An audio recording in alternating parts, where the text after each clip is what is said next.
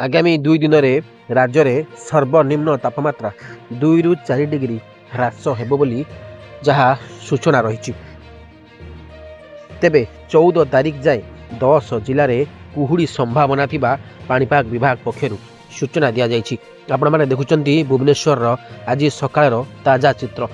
घन कुहुड़ी भितर घोरई होई रही पूरा भुवनेश्वर। ट्विन सिटी रे घन कुहुड़ी देखा जाउथिबारु लोक माने यातायात करिबारे बहु असुविधार सम्मुखीन मध्य हेउछंती।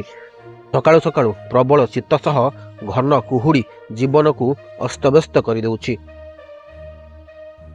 कटक भुवनेश्वर समेत राज्यर विभिन्न सहर में घन कुहुड़ी मध्य देखा जाइछि।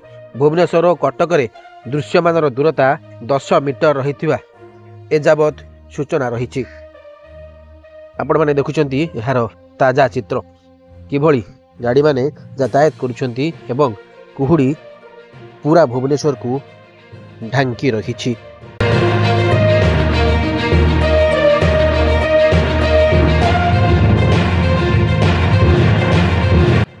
Bureau report inform Odisha.